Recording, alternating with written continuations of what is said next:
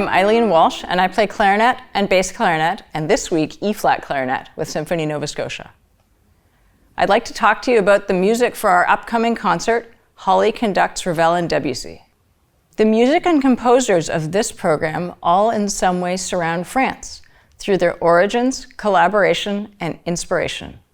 The aesthetic of heightened attention to details of color, articulation, and texture is central in these works. This is a part of my practice that I learned primarily through my experiences with French music. And this music is still the vehicle that I use to expose students to the importance and scope of these nuances in my teaching. The 4 works on this program are demanding, both technically and aesthetically, for our wind section. You will hear the players stand out as brilliant soloists and then immediately nestle inside each other's sounds to create new timbres that are incredibly intense or intimate, as the situation dictates. This is something that I particularly enjoy. I'm a sound junkie. This kind of playing requires our ears and hearts to be open and absolutely wrapped up in the moment. The commonality in the situation of these works for me lies in their cross-disciplinary inspiration. Dance, poetry, and painting all figure prominently in their genesis and perpetuity. This exchange of artistic ideas was celebrated and facilitated in intellectual circles through the time these works were composed. In today's increasingly fractured and divided world, this practice needs to be facilitated and encouraged once again across a much broader scope of cultural influence and tradition here in Canada. We should strive to celebrate and learn from the hugely diverse traditions that have shaped our artistic landscape, reaching back thousands of years right up to the present day. Debussy's symphonic poem, Prelude to the Afternoon of a Faun, is said by many to mark the beginning of modern music. Although written just before the turn of the 20th century, the initial flute solo opened the audience's ears to a new century and a new conception of music, in much the same way that the bassoon in the opening of Stravinsky's Rite of Spring did nearly 20 years later. This work, inspired by Stéphane Mallarmé's poem, uses music to depict aimlessness, floating, and lush and vibrant moments. Mallarmé's response to the idea of his work as an inspiration for Debussy's music was initially negative. He said the music of his poetry was already perfect as is.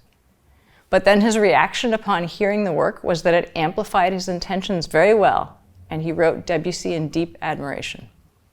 The most interesting thing about this piece, to me as a wind player, is Debussy's exploration of sound colors.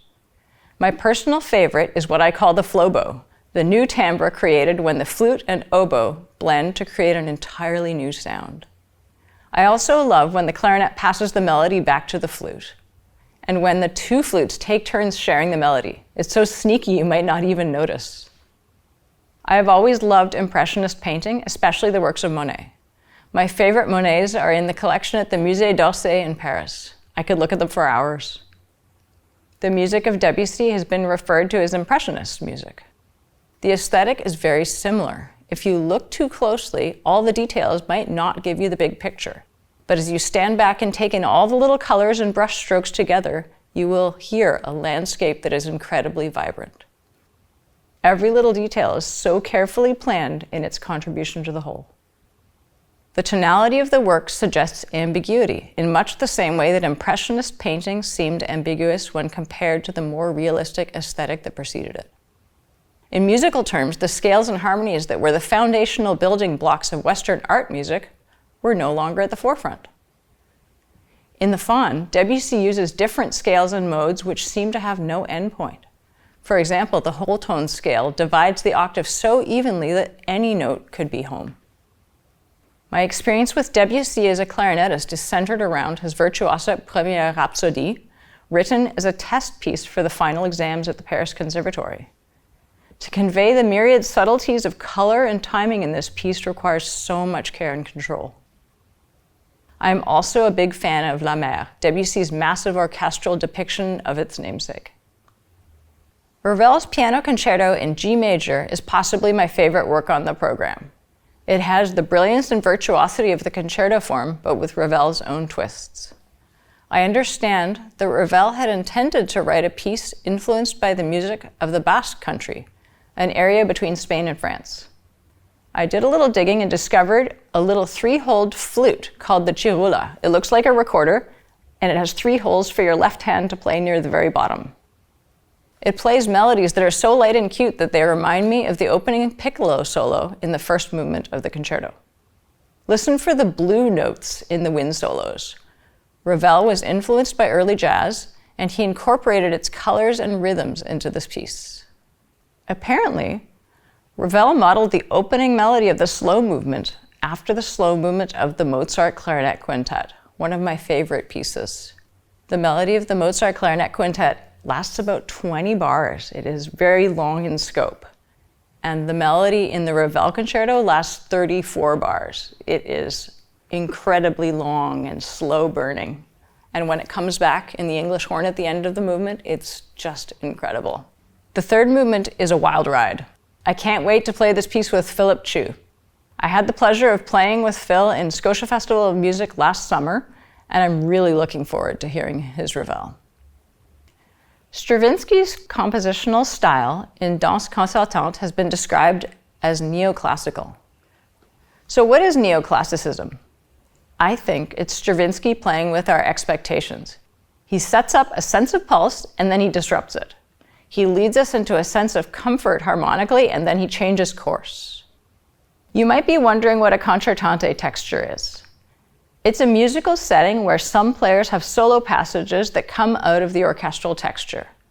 I love the intimacy of Stravinsky's solo melodies in this work and how they contrast with the extremely vertical and abrupt harmonic movement. The piece was intended as an abstract ballet, and the movement titles refer to dance. Poulenc's Sinfonietta was a BBC commission, and it's Poulenc's only symphonic work in the sense of the traditional symphony as a form. The work has 4 movements and to me embodies the clarity of French 20th century compositional style. I also love his floating melodies. I find that Poulenc is a composer who is so idiomatically himself in his writing. My favorite works of his are the Sextet for woodwind quintet and piano, the Clarinet Sonata, the Flute Sonata, and the Clarinet Duo. They all have overlapping motifs and characteristic turns of phrase, even though they were written across the entire span of his career. Our music director, Holly Mathieson, described it so well that I'd like to share her insight with you. She says, "If a kitten could write music, I'm fairly sure this is what would come out."